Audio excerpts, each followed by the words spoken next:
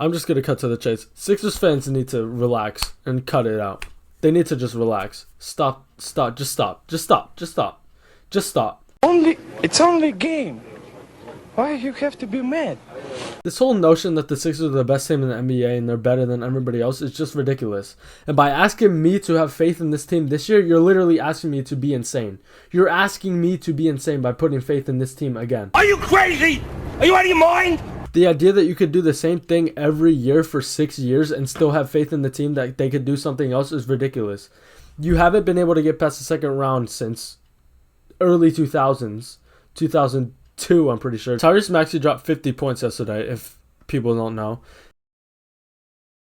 Here's McConnell on the bench. He has no idea what he saw. He has no idea what to do. There's nothing to do because you can't stop this guy. He's an alien. 50 burger. My guy drops a 50 burger. This kid is here. He is here. It is time.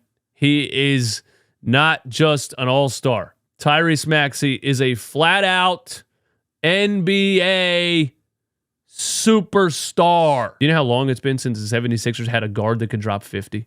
Seconds, game clock and shot clock. Harden sizing up Horford. It's a three. Good! Harden's got 45! Do you understand how long it's been since the 76ers had a guard that could drop 50 points in a game? Horford switches on to Harden. Harden floater for the tie. Got it! 107-107. Embiid bullies his way inside. Out to Harden for the three. Got it! That's right. Allen Iverson. And yeah, you could be happy for him. That's fine. You could be happy for the guy. But to say he's the next superstar of the NBA, to say he's the next Steph Curry, which is literally a video it's literally a real video that was uploaded by a Sixers fan. And this is how many Sixers fans believe. They believe that Tyrese Maxey is literally the next superstar. They're calling him a superstar right now after having one 50-point game. Let me tell you something right now. Tyrese Maxey is not anything but the next Jalen Brunson with a right hand. Well, let's be nice. Yeah. Let's be nice. We don't have to go there. I mean, you're not wrong, but you didn't have to say it. I mean, good Lord. And to think that, because the Sixers have the best record after 10 games is ridiculous. They've been going about this since they beat the Celtics in Game 7 in the NBA season. Sorry, I don't want to be the bearer of bad news, but you beat the Celtics in the wrong Game 7. You should have beat them last year in the Game 7 in May.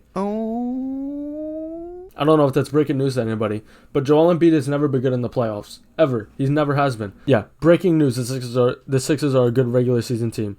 Let me go to, where were they, 2016, 2017? Was that the year before they got Ben Simmons back? Yeah, it was. So they were the 14th seed in 2017. 2018, they were the 3rd seed with a record of 52-30. The next year, 2018-2019, which I'm pretty sure is the season they had Jimmy Butler, they were 51-31. 2019-2020, the year after Jimmy Butler, they were the 6th seed, but that was also the COVID year, so take that as you will. The next year, the 2020-2021 season, they were the 1st seed, 49-23. So James Harden's first season with the Sixers, they were the 4th seed, 51-31. They were tied at second, pretty much. Last year, they were the 3rd seed, 54-28. And now this year, they're the 1 seed again at 8-1. 1 game ahead of the Celtics, who they beat once again in Game 7 of the NBA season, the wrong Game 7. So in 2017-2018, that was the season Joel Embiid hurt his nose, I think it was. He averaged 23 points, 14 rebounds, 4 assists, 0.6 steals, and a block in that series, which is actually an upgrade from what he did in the regular season. That regular season, he averaged 23 points, 11 rebounds, 3 assists. And then in Game 7, they lost 92-90. They lost by 2 points off the Kawhi shot. However, Joel Embiid had 21 points. He shot 6 for 18 from the field and shot 8 for 9 from the free throw line. That after averaging 27.5 points, 14 rebounds, 4 assists, and a steal on the season. So he decreased. In the 2019-2020 season, the bubble year, the Sixers got swept by the Celtics. Granted, Ben Simmons missed all the games with an injury. The Sixers and the Sixers fans still believe that the coaching was the issue, so they got rid of Coach Brett Brown. So in the 2020-2021 season, the next season, the Sixers lost in 7 games to the Atlanta Hawks, led by Trae Young. In Game 7 of that series, at home, the Sixers lost by 7. Joel Embiid had 31 points and 11 rebounds. However, he shot 11 for 21 from the field, 2 of 5 from 3, 7 of 10 from the free throw line, and he had 8 turnovers. He had 8 turnovers, and he was a -2 on the game. However, this game is known as the Ben Simmons game after he shot 2 for 4, 1 for 2 from the free throw line. He had 13 assists, 8 rebounds, a steal, no blocks. He only had 5 points. However, he was a +1. Keep in mind, by the way, I'm pretty sure Joel Embiid was injured for all the series that I've mentioned so far. Some kind of injury he had. I'm not exactly sure. So in the semis, the next year, the 2021-2022 season, James Harden's first season on the Sixers, they lost to the Miami Heat in 6 games. Joel Embiid, after arguably getting robbed of the MVP award, had 20 points, was a -6 on the game, 2 turnovers. He did have 12 rebounds, but he shot 7 of 24 from the field and 2 of 8 from 3. However, everybody blamed James Harden after shooting 4 of 9, 3 for 7 from 3, and only having 11 points. So that one was on James. And then last year in the playoffs, after Joel Embiid won MVP finally, he had the chance to beat the Celtics in Boston after being up 3-2 in the series. With a chance to win it at home, they choked it. Then they went back to Boston to play Game 7, where Joel Embiid was -28.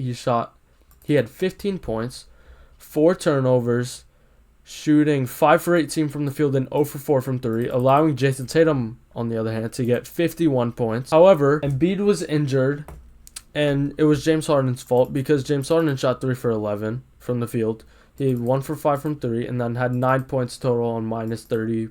+-. You're asking me to put faith in the team that hasn't been able to get past the second round since 2001 with Allen Iverson. You've been fixing the problem for years. Okay, so let's look at the problem. In 2018, Joel Embiid got injured in the first round, or before the first round, excuse me. He missed 2 games of the playoffs, and then they lost in 5 to Boston. However, it was because Joel Embiid was hurt.